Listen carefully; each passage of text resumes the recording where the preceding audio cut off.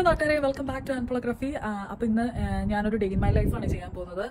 അപ്പോൾ രാവിലെ എണീച്ചു, 10:30ക്കാണ് എണീച്ചത്. ഇന്നലെ ഒരു 3 മണിയായി കിടന്ന് ഉറങ്ങാൻ. കിടന്നെങ്കിലും ഉറക്കം വന്നില്ല. അതാണ് ഒരു 6 മണിക്ക് ഇന്നലെ ഒരു സിനിമയ്ക്ക് പോയപ്പോൾ ഒരു കാപ്പി കുടിച്ചായിരുന്നു, ഒരു ഫ്ലാറ്റ് വൈറ്റ്. അതുകൊണ്ടാണെന്ന് തോന്നുന്നു എനിക്ക് ഉറക്കം വന്നില്ല.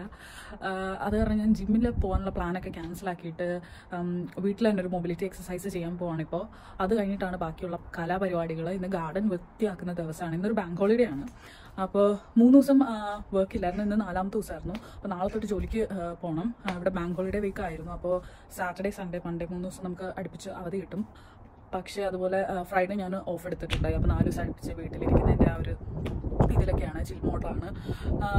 അപ്പോൾ ഇന്ന് കുറച്ച് ഗാർഡനിങ് ആണ് മെയിൻ പരിപാടി. ഇതാ കാണുന്ന മണ്ണൊക്കെ കുറച്ച് ചട്ടിയിൽ നിറയ്ക്കാനുണ്ട്, ചെടികൾ അങ്ങോട്ടും ഇങ്ങോട്ടൊക്കെ മാറ്റി നടാനുണ്ട്. അപ്പോൾ അതുപോലെ തന്നെ ഇവിടുത്തെ ഗാർഡൻ ഫുള്ള് പുല്ലൊക്കെ കളഞ്ഞ് സൂപ്പറാക്കാൻ പോവാണ്. അപ്പോൾ അതിൻ്റെ വീഡിയോ ആണ്. അപ്പോൾ ലെറ്റ്സ് സ്റ്റാർട്ട്. അപ്പോൾ ഈ കാണുന്ന ഈ പുല്ല് മൊത്തം കളയാനുണ്ട്. അതുപോലെ ഇത് കഴിഞ്ഞ ദിവസം നമ്മൾ നന്നാക്കിയതാണ്. അവിടെ കുറേ പൂച്ചെടികളൊക്കെ വിതറിയിട്ടുണ്ട്, സൺഫ്ലവറും അതുപോലെ വേറെന്തോ പേരറിയാത്ത കുറേ ചെടികളൊക്കെ ഞാൻ വിതറിയിട്ടുണ്ടായി. അപ്പം അതും ചെയ്യാനുണ്ട്. പിന്നെ ഇതൊക്കെയാണ് ഈ പുല്ലൊക്കെ ഉണ്ട്. ഇവിടെ സ്ലാബൊക്കെ ഉണ്ട്. നമുക്ക് നല്ലൊരു ഗാർഡൻ ഉണ്ട്, പക്ഷെ അത് റെഡിയാക്കി എടുക്കണം. പിന്നെ ഈ കാണുന്ന സാധനം എൻ്റെയാണ്. ഇത് തിരിച്ചെടുത്തുകൊണ്ട് പോകാൻ വന്നതാണ് ഞാൻ.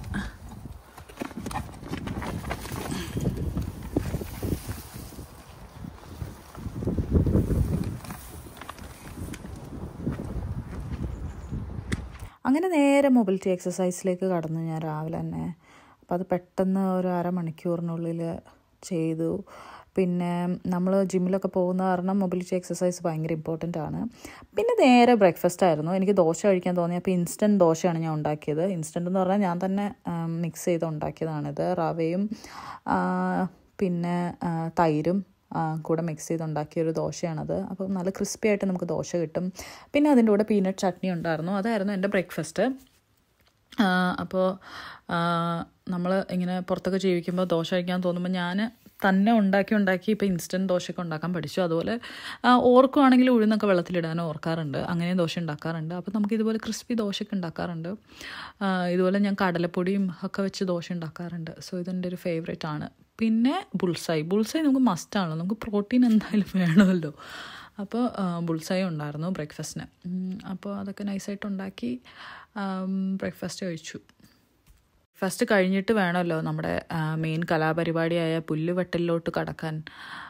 ഇപ്പോൾ ഇത് ഞാൻ 2 മാസം മുന്നേ എടുത്തൊരു വീഡിയോ ആയിരുന്നു. അപ്പോൾ ഇപ്പം എനിക്ക് 5 കിലോ കുറവുമാണ്. അതുപോലെ തന്നെ പുല്ല് പിന്നെയും വളർന്നു നിൽക്കുകയാണ്. ഇപ്പം ഞാനൊരു ഗാർഡനറെ അന്വേഷിച്ചിരിക്കുകയാണ് ശരിക്കും പറഞ്ഞു കഴിഞ്ഞാൽ. അപ്പോൾ പുല്ലുവെട്ടൽ എങ്ങനെയാണ് പോയതെന്ന് നമുക്ക് ഇന്ന് വീഡിയോയിൽ കാണാൻ പറ്റും. ഏകദേശം ഒരു ഉച്ച കഴിയുന്നവരെ, വൈകിട്ട് 3 മണി വരെ ഞാൻ പുല്ല് വെട്ടിക്കൊണ്ടിരുന്നതാണ്. അപ്പോൾ എന്തായാലും നമുക്ക് ബ്രേക്ക്ഫാസ്റ്റ് കഴിക്കാം ഇപ്പോൾ തൽക്കാലം. അപ്പോൾ 2 ദോശ, ഇപ്പോൾ എന്ത് കഴിച്ചാലും 2 ദോശ 2 ചപ്പാത്തി, അങ്ങനെ 2ആണ് എൻ്റെ ഒരു കൗണ്ട് ഇപ്പോൾ ഡയറ്റ് അനുസരിച്ച്. പിന്നെ കുറച്ച് ചട്നി, പിന്നെ ഒരു ബുൾസായി. അപ്പോൾ നമുക്ക് ദോശ കഴിച്ചിട്ട് കാണാം. പിന്നെ കഴിക്കണ വീഡിയോ ഒന്നും ഞാൻ എടുക്കണില്ല, വിശക്കുന്നു. പിന്നെ ഇതിൻ്റെ കൂടെ ഒരു പ്രോട്ടീൻ ഷേക്കും കൂടെ അടിക്കുന്നുണ്ട്, ഫ്രൂട്ട്സൊക്കെ ഇട്ടിട്ട്. അപ്പോൾ അതും കൂടെ കുടിച്ച് പിന്നെ കുറച്ചൊരു 1/2 ഗ്ലാസ് ചായ കൂടെ കുടിക്കും. എന്നിട്ട് നമുക്ക് ഗാർഡനിലോട്ട് ഇറങ്ങണം. ഇന്ന് ഫുള്ള് പണിയാണ്. അപ്പോൾ എനിവേസ് കഴിക്കാം, നമുക്ക് കഴിച്ചിട്ട് ബാക്കി കാര്യങ്ങൾ.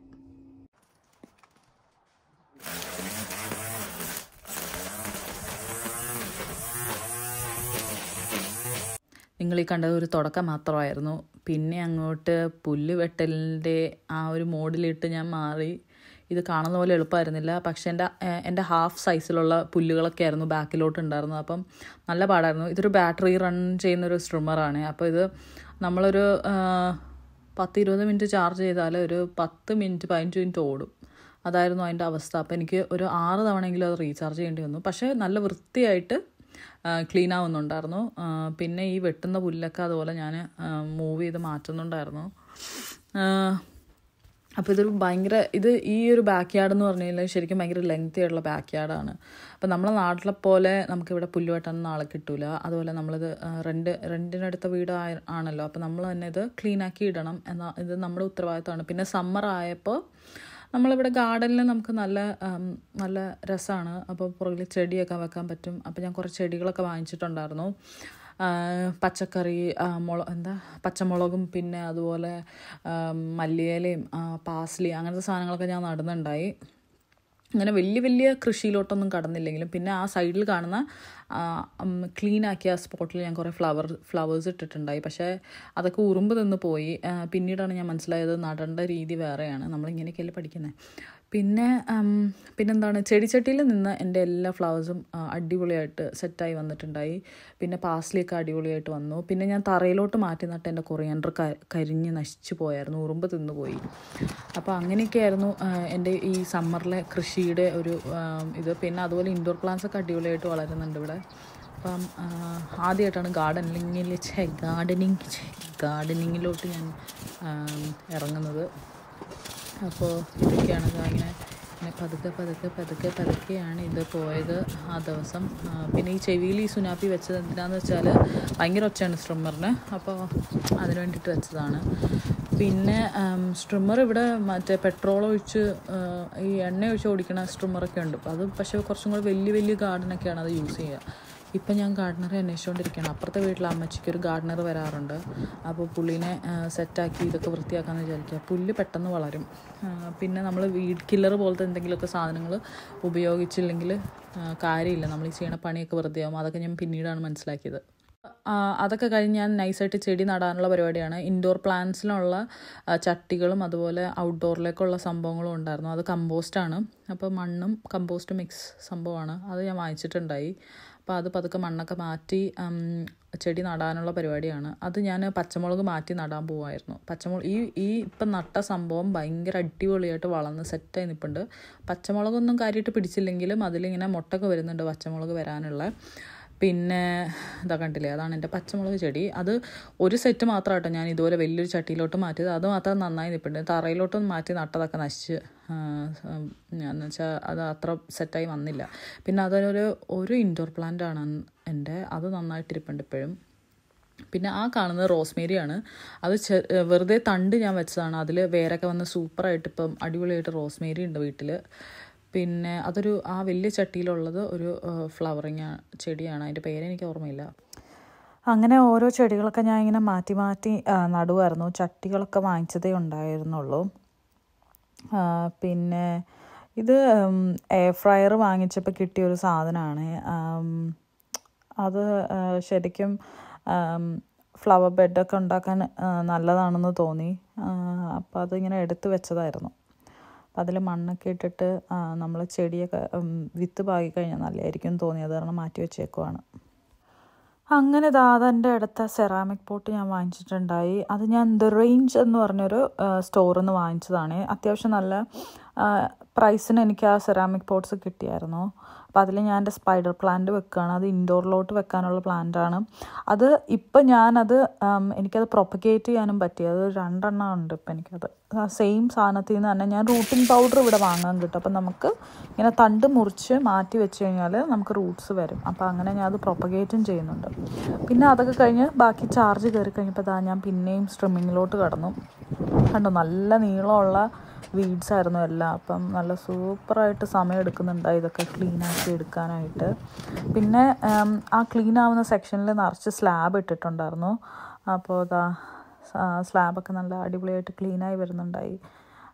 പിന്നെ ഇതൊക്കെ കോരി മാറ്റി. പിന്നെ നമുക്കിത് ഈ പുല്ലൊക്കെ നമ്മൾ കൗൺസിലിൽ നിന്ന് അവർ എടുത്തുകൊണ്ട് പോയിക്കോളും. അപ്പം നമ്മൾ ഒരു വൈറ്റ് ബാഗ് അതിന് വേണ്ടിയിട്ട് തന്നെയുണ്ട്. അതിലോട്ട് മാറ്റിയിട്ട് നമ്മൾ പുറത്തെടുത്ത് വെച്ചാൽ തേഴ്സ്ഡേയാണ് ഇവിടെ വേസ്റ്റ് കളക്ട് ചെയ്യുന്നത്. അപ്പോൾ അതിലെടുത്ത് പുറത്ത് വെച്ച് കഴിഞ്ഞാൽ അവരെടുത്തുകൊണ്ട് പൊക്കോളും. അപ്പോൾ ഈ വീടിൻ്റെ ബാക്കിലത്തെ സെക്ഷനിലൊരു ഗ്യാരേജ് പോലത്തെ ഒരു സംഭവം ഉണ്ടായിരുന്നു. ഒരു അത്യാവശ്യം നല്ലൊരു ഷെഡ് ഉണ്ടായിരുന്നു. അതൊക്കെ പൊളിച്ച് കളഞ്ഞേക്കുമായിരുന്നു. എന്നിട്ടാണ് നമുക്ക് ഈ വീട് തന്നത്. അപ്പോൾ അതിൻ്റെ അവശിഷ്ടമൊക്കെ ആ പുറകിൽ കിടപ്പുണ്ടായിരുന്നു. അപ്പോൾ ആ ഏരിയയിലോട്ട് ഞാൻ കടന്നില്ല. എന്തായാലും ഇവിടെ തന്നെ ഇങ്ങനെ സ്ട്രിം ചെയ്ത് പുല്ല് വെട്ടി ഒരു പരിവമായി. പിന്നെ അതുപോലെ തന്നെ ഇവിടെ പണ്ട് താമസിച്ച ആൾക്കാരുടെ ഒരു ലോഡ് വേസ്റ്റ്, പ്ലാസ്റ്റിക് ഇതെല്ലാം ആ ബ്ലൂ ബാഗിലോട്ട് ഞാൻ മാറ്റുന്നുണ്ടായി. അപ്പം അതിൻ്റെയൊക്കെ ഫോട്ടോയും എടുത്ത് വെച്ചിട്ടുണ്ടായി ഇവിടെ നിന്ന് കളക്ട് ചെയ്ത സാധനത്തിൻ്റെ.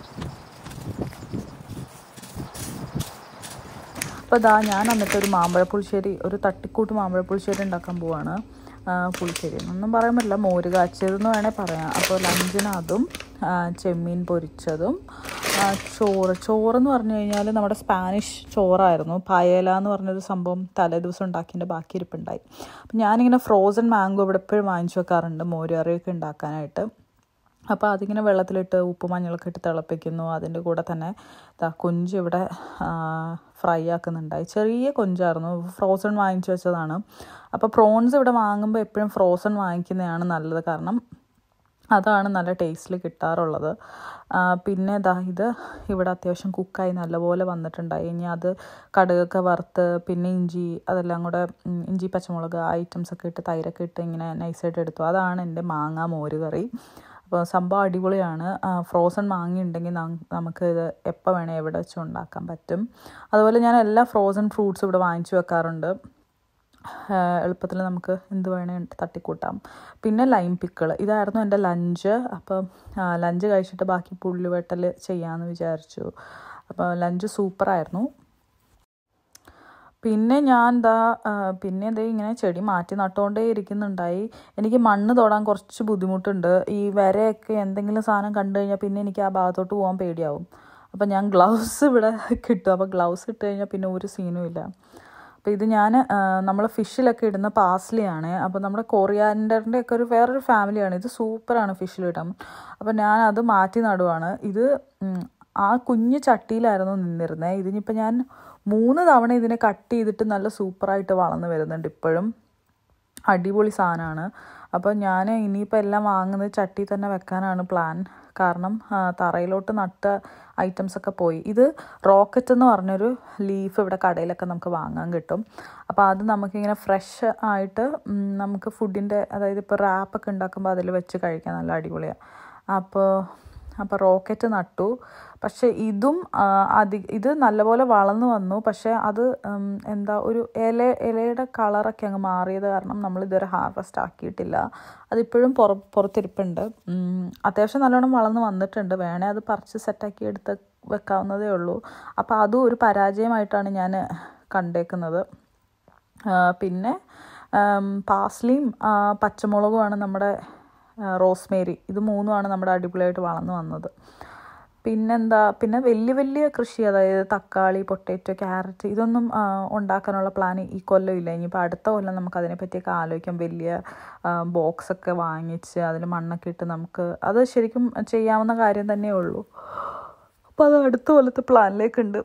പിന്നെ ഞാൻ ഈ അടുത്ത് ജാപ്പനീസ് മേപ്പിൾ എന്ന് പറഞ്ഞൊരു ചെടി വാങ്ങിച്ചിട്ടുണ്ട്. അത് സൂപ്പറാണ്. അത് ഈ വീഡിയോയിലില്ല, കാരണം ഞാൻ അതിന് ശേഷം വാങ്ങിച്ചതാണ്. അത് നല്ല അടിപൊളിയായിട്ട് വളർന്നു വരുന്നുണ്ട്. അതിങ്ങനെ ഓരോ സീസണിലും നല്ല കളറായിട്ട് വരുന്ന ഒരു റെഡ് കളർ ഒരു പ്ലാന്റ് ആണത്. അപ്പോൾ ഓട്ടമൊക്കെ ആകുമ്പോൾ നല്ല സൂപ്പർ റെഡ് കളറിലൊക്കെ കാണാൻ പറ്റും. അപ്പോൾ ജാപ്പനീസ് മേപ്പിൾ ഞാൻ പ്രൊപ്പഗേറ്റും ചെയ്യുന്നുണ്ട് ഇവിടെ ഇപ്പോൾ. അപ്പോൾ അങ്ങനെയൊക്കെയാണ് നമ്മുടെ ഗാർഡനിങ്ങിൻ്റെ ഡെവലപ്മെൻറ്റ് നടന്നുകൊണ്ടിരിക്കുന്നത്. ഇത് ഫുള്ള് മറ്റേ പൂവിൻ്റെയും ചെടിയുടെയൊക്കെ ഫുള്ള് പറന്ന് വാരിയിരിക്കണം. തല തൊട്ട് കാലിൽ മൊത്തം ആ സാധനമാണ്. തീർക്കാൻ ഇന്ന് മൊത്തം ചെയ്ത ഇതാണ്. തീരുന്ന് നോക്കാം നമുക്ക്. ഒരു തവണ കൂടെ ഞാൻ റീചാർജ് ചെയ്യാൻ വെച്ചിട്ടുണ്ട്. അതും കൂടെ കഴിഞ്ഞ് കഴിഞ്ഞ് അതും കൂടെ ചെയ്തിട്ട് ഇത് നിർത്താനാണ് എൻ്റെ പ്ലാൻ. ഏകദേശം ഇത്രയും കൂടെ ബാക്കിയുണ്ട്. ഈ റീചാർജ് ചെയ്യുന്നതുകൊണ്ടാണ് നമുക്ക് ഇത്ര സമയം എടുക്കണില്ലേ. നമ്മൾ കുറച്ചും കൂടെ നേരത്തെ ഇത് ചെയ്ത് തീർത്തത്. ഞാൻ ആ ഒരു സെറ്റും കൂടെ കഴിഞ്ഞപ്പോഴേക്കും എൻ്റെ കഴിഞ്ഞു. ഇത് ബിഫോർ പിക്ചറാണ്, ഇത് ആഫ്റ്റർ പിക്ചറാണ്. അപ്പം ഞാൻ അന്നത്തെ എൻ്റെ മുഴുവൻ പണി ഇത്രയും ക്ലീനാക്കി എടുത്തു ആ ബാക്ക് ഗാർഡൻ. അപ്പോൾ എൻ്റെ എക്സസൈസ് റിങ് ഒക്കെ കംപ്ലീറ്റ് ആയിരുന്നു. ഫുൾ വർക്കൗട്ട് എല്ലാം കഴിഞ്ഞു. എന്നിട്ട് ആ ഡേ എൻഡ് ചെയ്യാനായിട്ട് ഞാനൊരു അടിപൊളി ബാത്ത് ചെയ്തായിരുന്നു. മാഗ്നീഷ്യം സോൾട്ട് നമുക്കിവിടെ വാങ്ങാൻ കിട്ടും. അതൊക്കെ ഇട്ട് നല്ല ചൂട് വെള്ളത്തിൽ നല്ല കുറേ നേരം ഒരു 10-20 മിനിറ്റ് ഞാനിങ്ങനെ കിടന്ന് ആ ദിവസത്തെ പണിയൊക്കെ ചെയ്തതിൻ്റെയൊക്കെ ബോഡിയിലുള്ള എഫക്റ്റൊക്കെ കഴിഞ്ഞ് റിലാക്സ് ചെയ്തു. അപ്പോൾ എനിക്ക് ബാത്ത് ഭയങ്കര ഇഷ്ടമാണ്. സ്പെഷ്യലി മാഗ്നീഷ്യം സോൾട്ടും അതുപോലെ ഇങ്ങനെ ബാത്ത് ബബിൾസൊക്കെ ഞാൻ ഇട്ട് വീക്ക്ലി വൺസ് എങ്കിലും ബാത്ത് ചെയ്യാൻ നോക്കാറുണ്ട്. അപ്പോൾ ഇങ്ങനത്തെ വർക്കൗട്ടോ ഇങ്ങനത്തെ പണിയൊക്കെ കഴിയുന്ന ദിവസമാണെങ്കിൽ നല്ല സൂപ്പറായിരിക്കും. അപ്പം ഇത് ഞാൻ ടെസ്കോയിൽ നിന്ന് ഇവിടുന്ന് വാങ്ങിച്ചൊരു ബാത്ത് സോക്കാണ്. അതൊരു ചീപ്പ് ബാത്ത് സോക്കാണ്, ഇങ്ങനെ ബബിൾസൊക്കെ വരുന്നത്. അപ്പോൾ എല്ലാവർക്കും എൻ്റെ ഈ പുല്ലുവെട്ടൽ ഗാർഡനിങ് വീഡിയോ ഇഷ്ടപ്പെട്ടെന്ന് വിചാരിക്കുന്നു. അടുത്ത വീഡിയോയിൽ കാണുന്നവരെ ബൈ ബൈ.